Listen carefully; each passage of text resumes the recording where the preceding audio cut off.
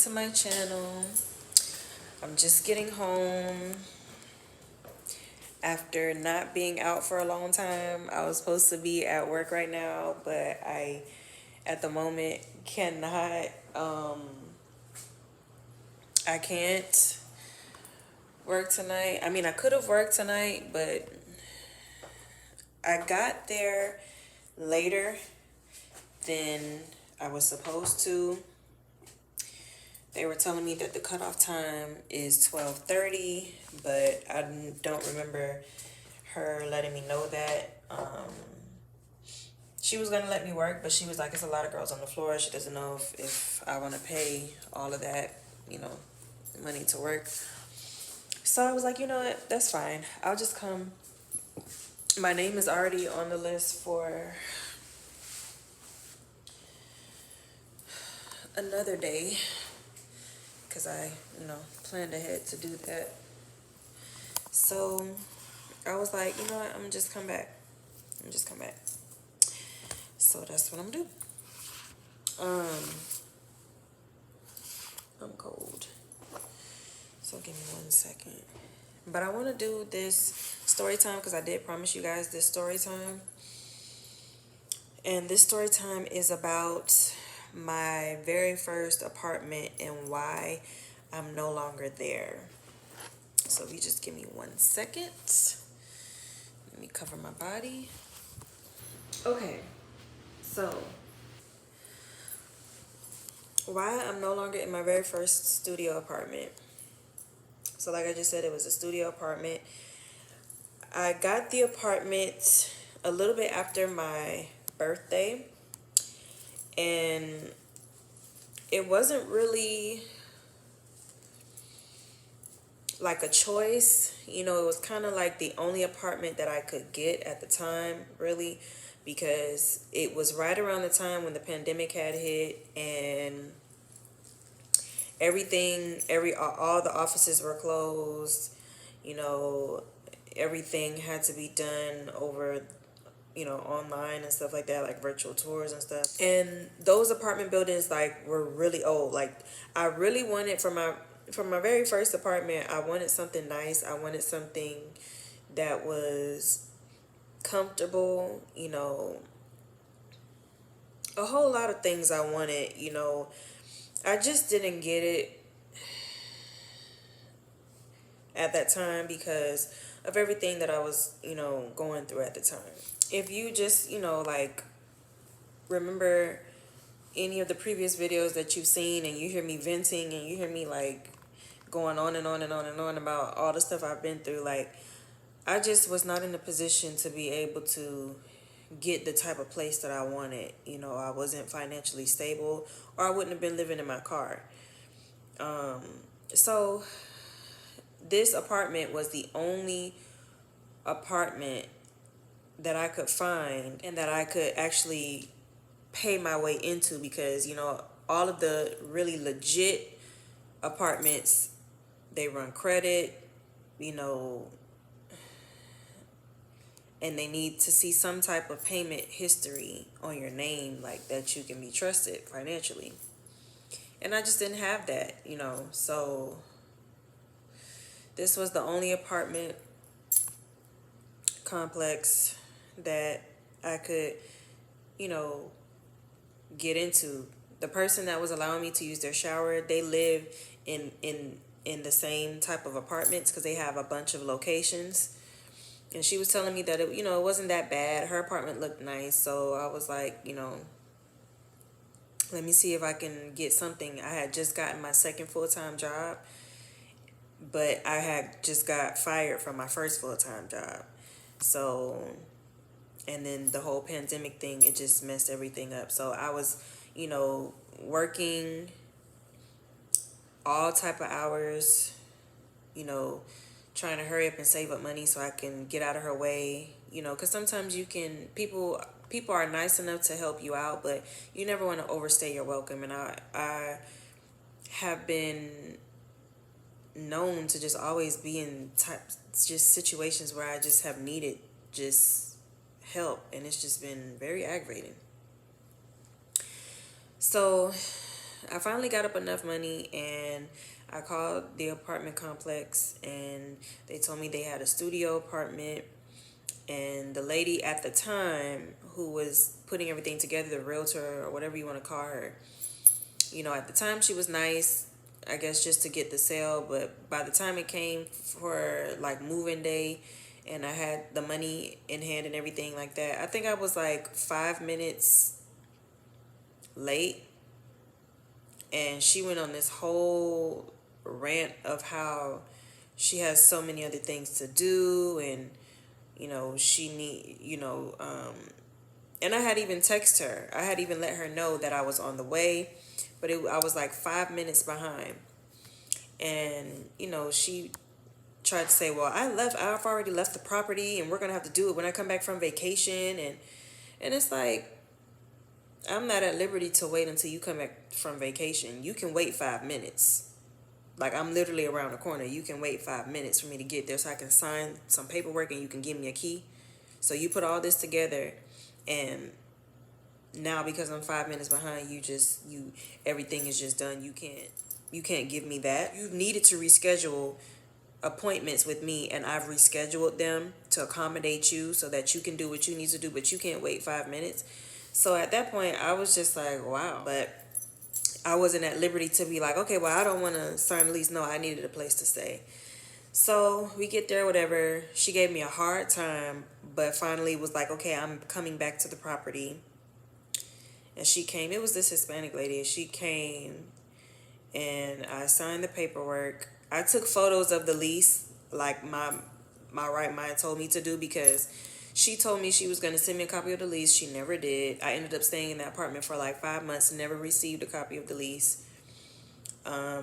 She told me, well, in the paperwork it says, there's like, I think that's just something that's in the lease. Like, they say something about the paint, and that buildings built in such as a certain year or something like that, and have had certain paint or whatever, they want you to sign this paper saying, just in case something happens with something. I think they were saying something about mold exposure or whatever. So signed the lease or whatever. And she said, if anything needs repairs, just let us know. Da, da, da, da. So they ended up leaving. They left the key. She left the key. She took the lease. Like I said, she never sent it to me. They ended up leaving, and because it was like her and two or three other women that were there, and they were cleaning up before I actually got there. So they left, and I just looked around everything, and one thing that I noticed was they had like, it was very, like I said, it's a very old apartment, but it had like drawers, and when you open the drawer, when I opened one of the drawers, it had like, a water stain where it's like brown, and it had a little bit of water in it. And I didn't, I thought like, okay, why is there water in it? I didn't understand why there was water in it. It was just a little bit. It was the stain, and then it was a little bit of water in the stain, and I didn't understand why there was water in it.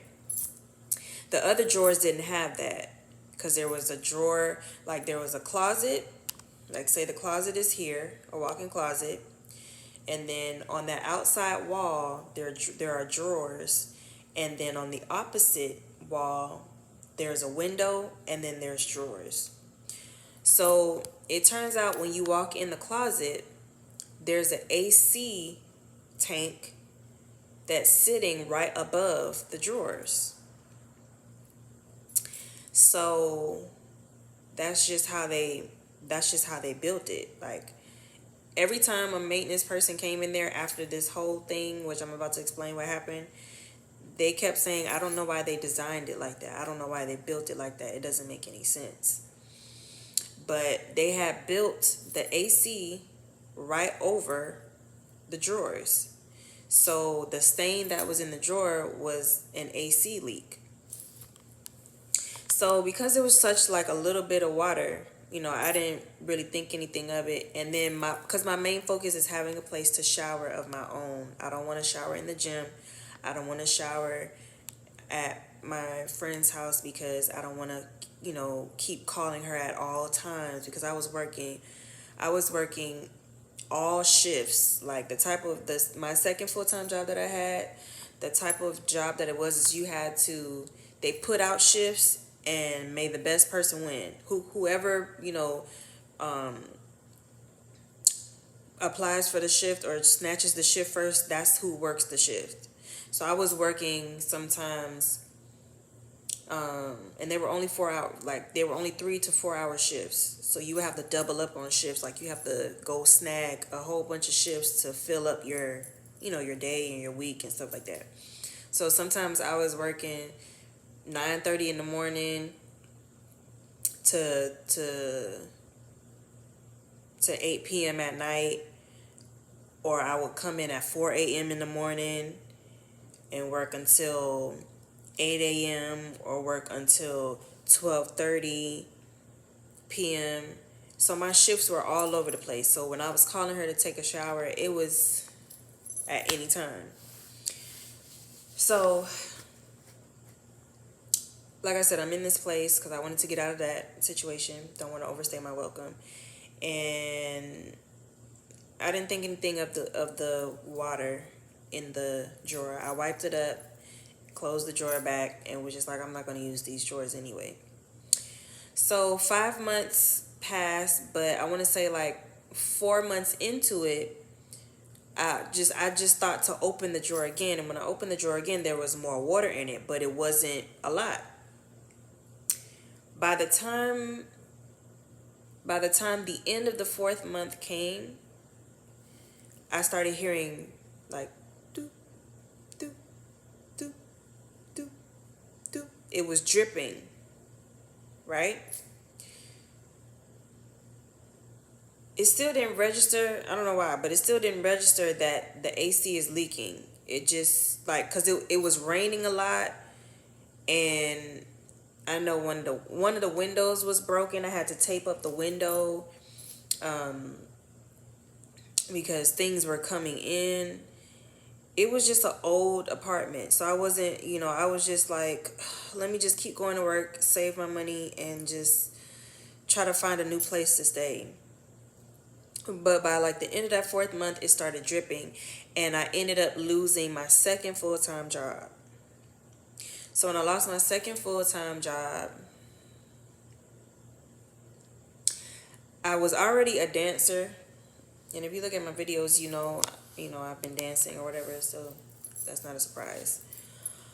But at this time, I was kind of like on a break from dancing because one, the pandemic, but two,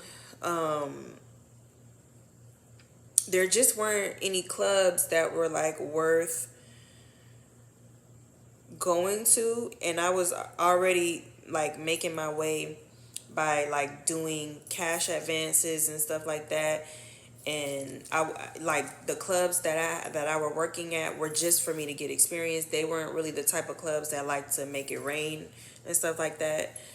So I kind of was like on a hiatus from dancing, and then the pandemic hit, and then when I lost both of those full-time jobs, I just made like a split decision. I had a list of clubs that I had been keeping my eye on to see if they were open because of the pandemic, and one of them I had auditioned at the location that's down here in Miami, and I got in.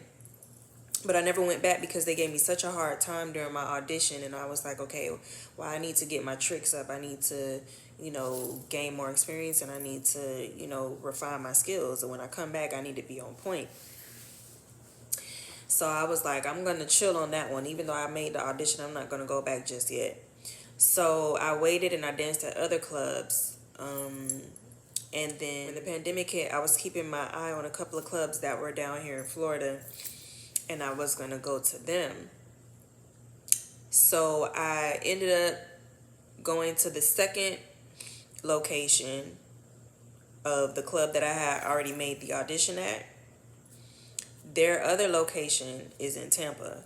So I was gonna go to a different club that was like a couple of hours closer to down here. But they were telling me that, oh, if you come and audition, if you're gonna drive that far, they were like, you might as well come on this day, which was a later date. And I wasn't trying to waste any time in trying to get hired at a club because now I don't have any full-time job. So I just made a split decision, and I'm like, you know what? I'm already hired at the location down here. Let me just go to the other club, the other location of the club that I'm already hired at. So I made a split decision, and I went to Tampa, and I waited for a good 2 to 3 hours, I think, because I got there. I wanted to make sure like that I got there like probably like before 5 or 6, and they actually didn't open until 9. So when I got there and it was closed, I had a heart attack because I was like, I drove all this way on a whim. I didn't, because they would not answer the phone, which makes sense because they weren't even open at that time. They didn't open until 9. Their social media didn't give the right time because they wanted you to contact them in order for you to work there. And it was just a lot. So it was like 2 to 3 hours that I waited in my car, and I just ate some food and watched some Kanye West videos. I don't know why I decided to watch Kanye West videos, but I was watching Kanye West videos, not music videos, but just like interviews and stuff. And finally it came, like I kept driving back over there because where I sat at a McDonald's and was eating, and a McDonald's was probably like 2 to 3 minutes away. So I kept driving back and forth to see if they were open. And finally this guy was sitting on the side of the stoop in front of the building. And I asked him, I was like, are they open? And he was like, no, I don't think they're open. And I tell you, I kid you not, I had a heart attack. But I didn't leave. I ended up looking on the social media again, and it said that they were open, like because it was a Tuesday, and it said that they were open, that they would be opening at 9. And I ended up messaging them on Instagram, and somebody responded, and I was like, okay. So I drove back over there around that time. Finally, somebody pulled up. It was one of the bartenders, and I went inside. I ended up being the only dancer there. There was a customer there. It was a customer, a manager, and the bartender that told me that they were open. And the manager told me to, show me where the dressing room was, told me to get dressed. I got dressed, and I came out, and it was only that one customer. And then nobody else showed up. So I was like, well, okay, do y'all want me to dance, or, do y'all, like, he was like, you want to dance? I was like, I mean, that's what I came here for. And he was like, okay, well, go ahead. So they got some ones. The manager got some ones. The customer got some ones, and the bartender got some ones. And I just chose a pole because they got 2 poles. They have a spinning pole and they have a static pole. And I chose one, and I just started dancing, and they started throwing the ones. And that night, I made like $200 and something just from them throwing the ones. And they was like, okay, well, you can, they was like, you should come back on Thursday. And I was like, okay, I'm going to come back. I didn't come back on Thursday. I ended up coming back on that Friday, I think. And I made a couple more $100. So I made a good like $400+ from just on a whim going and deciding to dance over there. So I came back to the studio apartment, and the leak was worse. So I had called the maintenance people, left a message, because at that time also there was a hurricane, because remember I did say like it was raining a lot, so there was like a hurricane. So they weren't responding, they weren't answering. So it was like a hurricane watch. So they weren't answering, they weren't responding, and I ended up waiting until the 5th month, and the leak was so bad that it started dripping down to the floor. The floor started getting wet. So I would start mopping up the floor, but I couldn't open the drawers. And I'm gonna put some pictures and some videos to show you what it ended up looking like by the end of it. So I couldn't open the drawers, but it kept leaking, and it kept leaking this brown liquid. It was really bad. So I kept having to leave every weekend though to go up to Tampa so I can dance and make money and pay my bills. And even now, just thinking about it, it was just a horrible, horrible, horrible experience. It was horrible. It was horrible.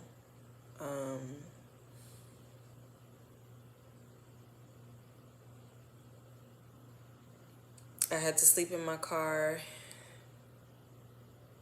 at the Hard Rock overnight, wipe off in the bathroom with my wipes. It was just horrible. And I was doing it every weekend for a month before the location down here in Miami opened up. And the videos that you see of me at that club is because I transferred down and I was able to, continue working. So I ended up transferring down to the Miami location, and by that time I had called them again to let them know that it was really bad, and they finally said that they would come on, I think like that Monday. I think I called maybe like a Saturday or a Sunday, and they said that they would be there that Monday. I told them I had been trying to reach them for a long time, and they were like, oh my gosh, it's that bad? I was like, yes, and I tried to reach you like a month ago. And so the Monday came, they did not show. The day that they were supposed to show, the front doorknob breaks. So I had to call. I ended up calling because they didn't show up at the time that they were supposed to show up. They were supposed to show up like 10 a.m. They didn't show up. So I ended up calling them and telling them that the doorknob broke, and that also they said they were going to show up to fix the leak that I had in the drawers. So finally they came and they looked at it, and the guy finally pulled out the drawer, and when he pulled out the drawer, it was a drawer full of brown water. Full. That's why I couldn't pull it out because it was heavy. And it was corroding because it was a wooden drawer. So he pulled it out and it was filled with brown water. So after he sucked out the water, he removed the drawer. And when he removed the drawer, the second drawer was filled with brown water. There was 3 drawers.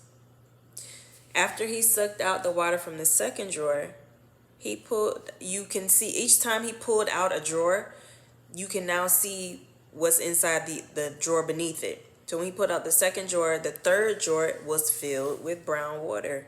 So it had been leaking that much, and especially when I would go out of town, it would just continue leaking, and it was filled with brown water. When they finally removed and sucked out all the water and removed the drawers, the base wall on the inside, and I'll show you pictures and video, it had mold in the corner, and I was dropping weight rapidly. I couldn't hold. Each time I would put something inside, like eat something, I would have to use the bathroom. I would have to do number 2. Each time that I put something, I could not hold anything in my body. And I was stressed because I had just lost both jobs. I didn't have any family to call on for help because I had been removed from my family home, and that's why I was going through all of this. And I had made it this far, and I finally get a place to shower, and this happens. So it was it was just the most hopeless time of my life. And And then I just couldn't understand why I kept dropping weight. And finally, it just all clicked. It was like I was being exposed to mold spores, because each time I would come in the apartment, there was an odor to it. And it just felt, to be honest with you, each time I walked in, by the end of it, because I couldn't figure out what was going on. I couldn't figure out what was going on with me. By the end of it, each time I would walk in, it would feel like death. And to be honest with you, had I stayed there longer, I probably would have passed. It was that bad. I could not hold anything. I was dropping so much weight. And I was still working. I was still dancing. I would go to work feeling horrible. I was hopeless. But all I had was me. Like, I didn't have nobody else. So, and I'll post some pictures. Like, I was still making money to pay to pay my bills and to pay rent. But it's just like the maintenance there, it was horrible. Like, they didn't respond. They were just like that lady. They were inconsiderate. Like, you didn't matter. You know, they just wanted your money every month. It was hard. But I finally went to the hospital, and they kept saying, there's nothing wrong with you. There's nothing wrong with me. There's nothing wrong with you. They kept saying, there's nothing wrong with you. We don't see anything wrong. We don't see anything wrong.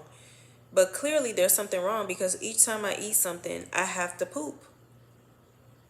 That's not okay. Each time that you eat something, and my poop was becoming runny, like it was literally running. I kept having bowel movements. Each time I would put something in my mouth, and I literally felt like I was going to die. And when they removed all that stuff, it made sense. I was being exposed to mold spores. You could smell it. You could smell it. And they kept trying to say, no, it's not. He ended up vacuuming the mold out of the corners. So what you see in the pictures and in the video is the residue from what he sucked out of there. And I'm just like, I had to nurse myself back to health. It's horrible. Like, I feel horrible just even thinking about it. But I had to nurse myself back to health with probiotic. I went to ER. Because I didn't have health care. That's how bad I was struggling financially. And I went to urgent care. They said themselves, they don't know. They don't see anything. They took tests, didn't see anything wrong with me.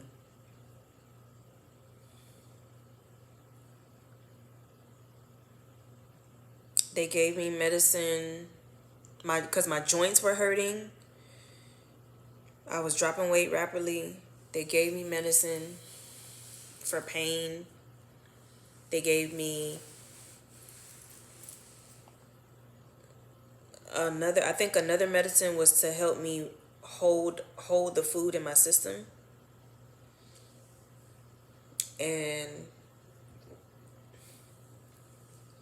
they prescribed a third one, but they never gave it to me. They just ended up giving me double of the second one, or the first one that they prescribed. And then they gave me a referral to go to the ER. I went to the ER. They didn't see anything wrong with me, but they did put me on IV. And when they put me on IV, I felt so much peace, and I felt rest just laying there. Like, that's how much I kept losing out of my body. Like, I couldn't handle it. And their test only took, like, I want to say like 30 to 40 minutes to come back. And when it came back, they was like, we don't see anything wrong with you. And I was like, okay, but I know what I've been going through. Like, I kept using the bathroom. I kept dropping weight. Like, I kept feeling horrible. And I literally felt like I was going to die. And when they removed all that stuff, I knew what it was. So I ended up searching for a new place to stay, because the lady who got me in the place, she ended up saying to me that they needed to do urgent work on the apartment, but they couldn't put me in another unit. Like, there were no more units. So she was going to return my security deposit back to me, and that was just it. I was on my own. So, I mean, and I ended up getting into it with her because she kept trying to, I didn't have anything in there of value like that, but she kept trying to send them, like, while I would go to work, I would tell her, I need to be home while you guys are working on it. And she would say,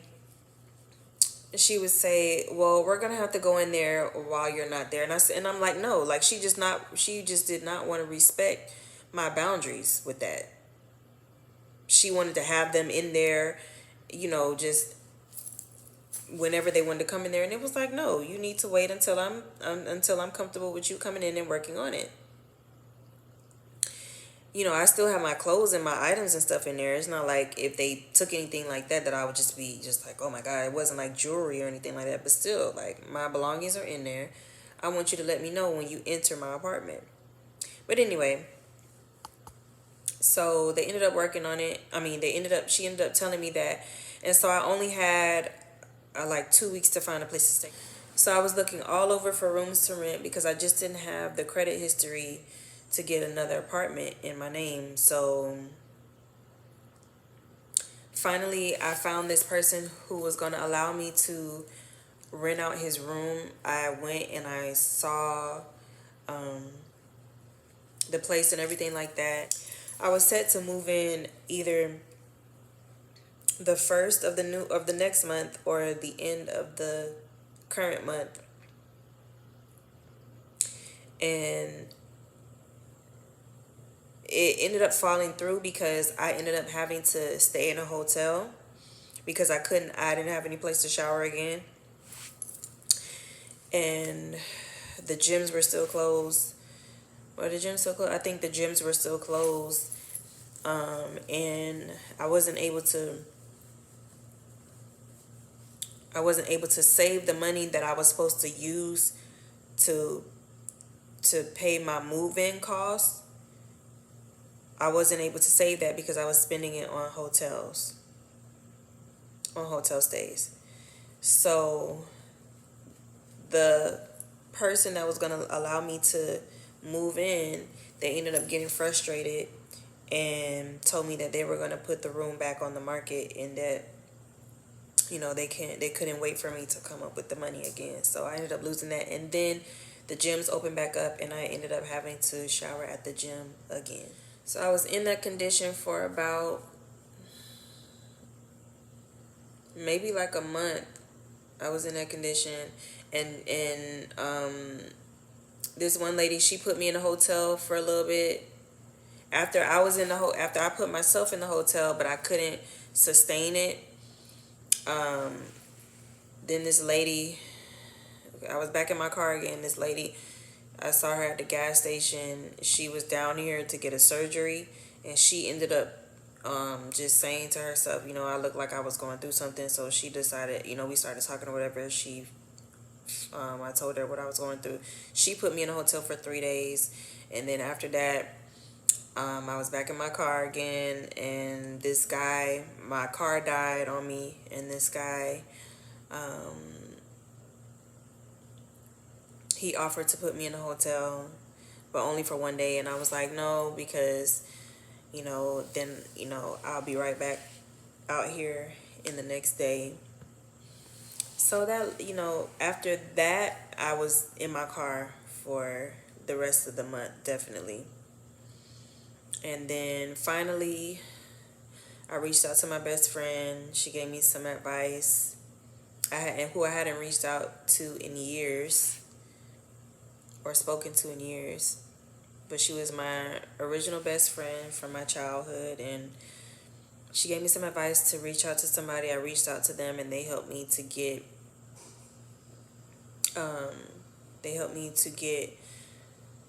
a new apartment. So I was able to, my car was breaking down on me. They helped me out with getting my car fixed, and they got me into this apartment complex that I'm in now. And I stayed in that the original apartment that I got when I came to this apartment complex, I stayed in that one for almost a month. Was it a month? It was like 2 weeks. And not even 2 weeks, because this apartment complex doesn't have ventilation. So you have to leave all doors open when you shower. I leave all my windows open, but with the first apartment that I moved into, I didn't do that. All my doors were open and I always left the air on, but the windows were not opened. And I would